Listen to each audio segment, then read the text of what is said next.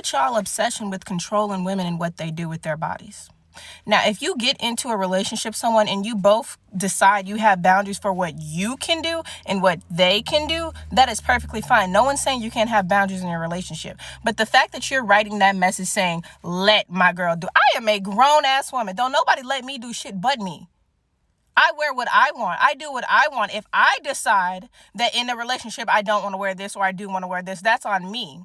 Compromising is still a decision made by both people. You don't let nobody do nothing. You guys don't control people. That's y'all problem. In this day and age, y'all want to control women, and no one's letting y'all do that. Now, if you get into a relationship with a girl who wears certain things that you don't like for someone in your relationship, well, then don't get in a relationship with them. Go find the women that wear the shit you want to wear and date them. But stop thinking you can control someone and change. Absolutely beautiful, guys. You know, we got the yelling, we got the screaming going on. I mean, do we have any takers for this lady in the back? All right, now this is the whole argument here, okay, is having a girlfriend and she's going out wearing questionable stuff, right?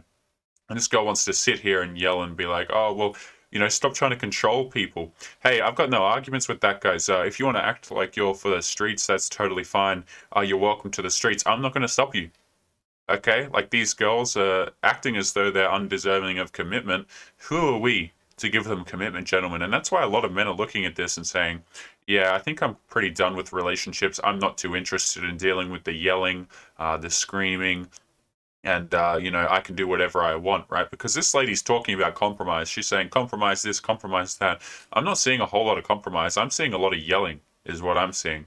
But guys, what is going on? It is Taylor the Fiend back again with another response video. And on today's show, guys, we're going to be breaking down this particular TikTok, jumping into a few stories, and you already know what the deal is over here. If you're new here, guys, or you're liking the videos, make sure you subscribe on your way in. Come and join the Discord, link in the description if you haven't already. And as always, guys, if you'd like to support the channel, make sure you check out the Patreon link in the description. So if you're interested in becoming a supporter, that's a great way to do it. And the link is somewhere below the video. But guys, we're going to be tackling this this TikTok here and getting into the video. So let's see what she's got to say and leave your thoughts as we go through it, gentlemen, before we jump into the Reddit stories after this. I've still got it muted. One moment. Their bodies. Now, if you get into a relationship with someone and you both decide you have boundaries for what you can do and what they can do, that is perfectly fine. No one's Yeah, you see how already she's setting off the premise that, hey, if you don't want your girl to dress like she's for the streets, well, then you have to give up some, like, that's something that you're taking away from her.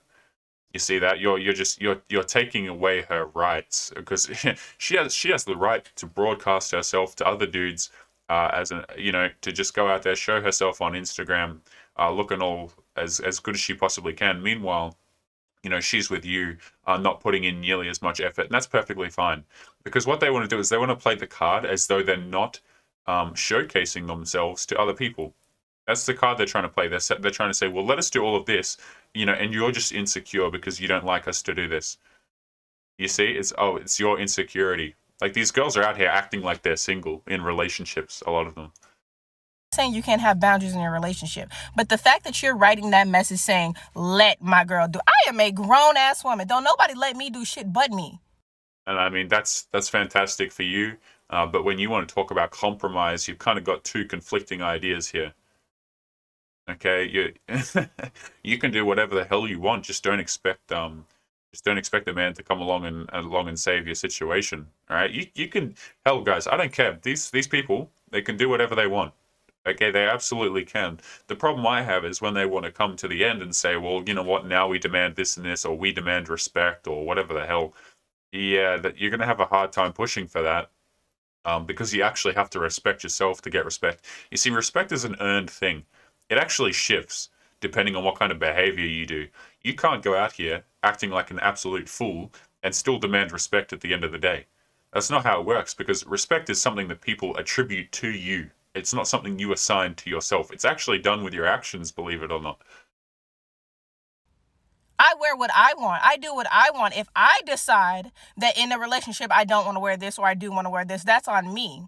Compromising is still a decision made by both people. So, you know, you're sitting here saying you want to do these things, and only you make that decision. And yet, in the same breath, you're talking about compromise as if you're just completely dismissing compromise. I mean, you see the lack of guys. I'm finding it's early in the morning over here. You know, I've just woke up. I'm gonna drive to. I'm gonna schedule this video for when it needs to go in. I'm gonna drive to the gym, right? But man, like, it's just making no sense to me. It's just, and I don't think it's because I'm tired, man. I think it's just because it makes no sense. Like, I'm yet to drink my coffee here, guys, but I just some things you just can't follow, you know. You don't let nobody do nothing. You guys don't control people. That's y'all problem. In this day and age, y'all want to control women. And In this day and age, like, you see, this person is from this day and age, right? Like, see, that's the problem with this day and age. And then what she does is she criticizes behavior that was from old ages. You see what I'm saying? Like, this lady has septum piercings and piercings hanging out the wazoo, and I got no problems with piercing. I don't particularly care. I don't give a crap, right? But like, you're the definition of this generation, and you're saying this is the problem with this generation for adopting old behaviors that actually worked, mind you. If we look at marriage rates, there was something else a few years ago. Yeah, not so much anymore. Okay, so no, it is precisely these attitudes causing the problem. It is your attitude causing the problem. no one's letting y'all do that. Now, if you get into a relationship with a girl who wears certain things that you don't like for someone in your relationship, well, then don't get in a relationship with them. Yeah, okay, that's cool. I got no problem with that. Hey, a lot of guys ain't got no problem with that. If you're over here, you're watching my channel, you're probably you're probably way ahead of the curve here. You're like, oh yeah, I'm ahead of you. I'm done with this crap. You know, we still got guys over here still choosing to date, still in relationships, whatever. But I mean, you don't need to tell men twice these days. like more men are going, yeah, no, I've had enough of this. Thank you very much. And I'd also like to point out this. Okay, so she says, you know, if a girl's wearing this and that, and you get into a relationship with her, don't expect her to change. Hey, that's totally fine, right? You know, we can agree with that logically. That makes some sense. But what happens is, you get girls who dress modestly or whatever, or who act modestly, who are nice and respectful of, you know, your boundaries, as you want to call them, or whatever. Like, let's just say she's a nice girl. She's not showing any kind of 304-ish behavior. You can get into a relationship with that lady. You can marry that lady. You can be in a relationship with her for many years, and then she can turn around and go, "Oh well, now I'm going to act like this." You see, this is not something that you can just vet out all of the time. Right, and that's what a lot of guys are realizing at the moment. You got these girls out here pretending to be, you know, pretending to be Christians, pretending to be traditional. They're only traditional when it suits them a lot of the time. Now, am I saying all? No, but you know, a lot of them are just pick and choosing the traditionalism that they get. Go find the women that wear the shit you want to wear and date them. But stop thinking you can control someone and Yeah, see, and again, they think that it's about trying to control them. No, no, no. It's about ensure. Like, this is like the same kind of thing where you hear people like, don't tell me to hit the gym. I have a good relationship with my body. You're just trying to control me, bro. Nobody's trying to control you. It's just we're looking at you going, that, you know, that might not be in your best interests. Like, you get people who are overweight, unhealthy, or whatever, and you tell them, hey man, maybe put down the substance. I'm not going to name one, but put down the substance. And people are like, oh yeah, you're trying to control me. No, dude. Like, maybe we actually have your best interests at heart. Maybe we know that if you want to find a good, respectable partner, you can't be out here having this kind of behavior. You see what I'm saying? It's like, oh, you're trying to control me, bro. You're looking at it wrong. Nobody's trying to control you. People don't want to be with people that, like, I don't want to be with someone who, when I walk somewhere, like, I can feel just the disrespect coming because of the actions that she's made or doing. You see what I'm saying? It's embarrassing. I don't have a better way to put it, guys, other than it's embarrassing. These people think that their empowerment, or yelling and screaming about their rights and all this crap, is empowering. It's straight up embarrassing. It really is. But guys, we're going to jump into a couple of stories here today, and as well, something I wanted to mention as well, which I might actually pull up here in a moment. And I don't know if I should. I haven't considered doing this on air, but I might just jump into this quickly as I reposition.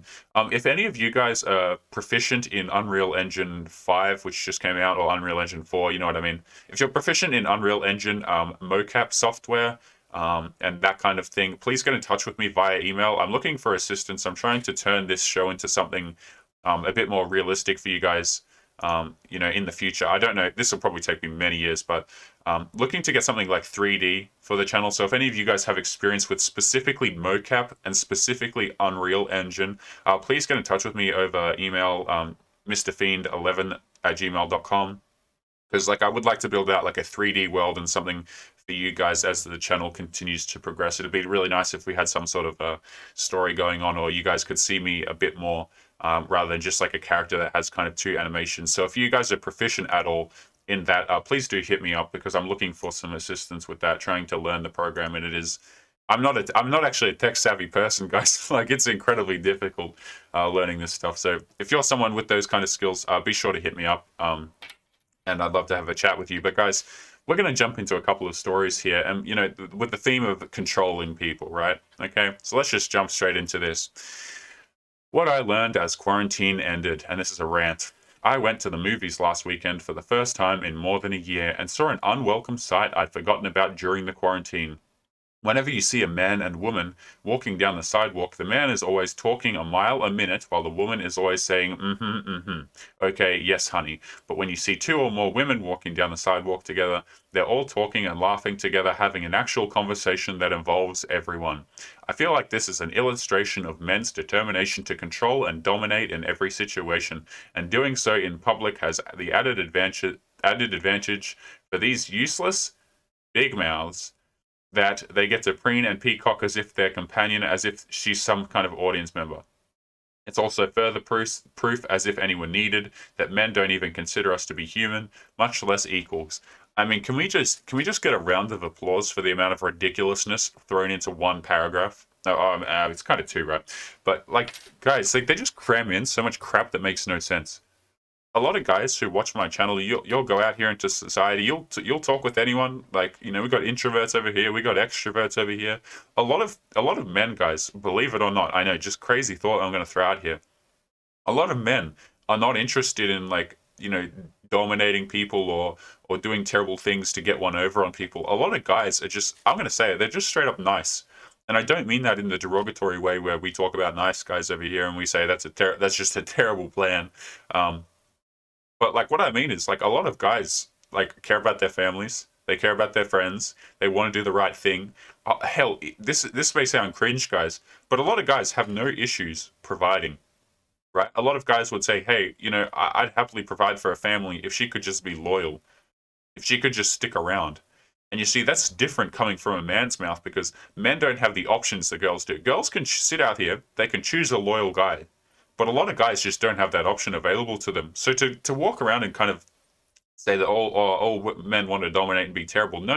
We've got a lot of guys over here who are very kind, who want to have a family one day, and they're looking at this sort of stuff going, man, what the hell am I going to do? What the hell I'm going to have to move to a non-Western country or something like that to find a wife or whatever the hell. And this is just another case in point, guys. Take a look at this. Okay, I mean, look at the title. My girlfriend, 22, is probably falling out of love with me. And these are so easy to find, man. I'm not even going to read that one. This, this is a better one to encapsulate the same thing. I mean, look at this, posted an hour ago. These things are so common, it isn't even funny, man. I'm sure a lot of you can relate to this as we jump into it. But the title is, I'm a 22-year-old female, comfortable, but I know I've been happier and more excited in past relationships. Should I end it with my 24-year-old partner? Because again, guys, that's what it's about. It's the being happier and being excited. You'll notice that a lot of this stuff, it reflects being an addict for these people. Relationships are just one shot of dopamine to the next. They don't actually carry any weight. They don't actually care about their partners. A lot of the time it comes down to, what's the bigger and better deal I can get? Now, am I saying that's true of all girls? No. Right, men also have this behavior where, if you're a guy and you get a lot of girls, you're going to think to yourself, man, this is kind of boring. This one's a bit boring. Right? It's just the level of entitlement is so much more common with girls, and the reason for that is because they get their heads blown up so much more, man. All the compliments, the free crap, the free privileges. It's they don't even realize how good they have it, right? Well, let's jump into this. We've been dating for about 4 months. We've already met each other's families. We've had lots of great times, and we haven't even had a bad fight yet. Get this. He treats me kindly and really gives me no reason to actually break up with him. The problem is all within my mind and my heart. I feel ungrateful, knowing that someone like him is willing to give me his heart, but lately I've realized that I've already grown quite bored of him, and it's only been a few months. The dynamic of our relationship is that he is quiet, thoughtful, and a stand-up guy. I am not so quiet, kind of all over the place and stubborn. I wish he were more independent though, and wish he would let loose a bit more, but I can't tell him that. He is who he is, and I don't want to make him feel like he needs to change for anyone. In a new relationship, aren't I supposed to feel excited? I just don't feel head over heels for him, and I don't know if that's something I'm supposed to be looking for. The reason I've stayed with him is because he offers a functional relationship, a safe space, and someone who genuinely cares about her. Guys, let's just go over that real quick, okay?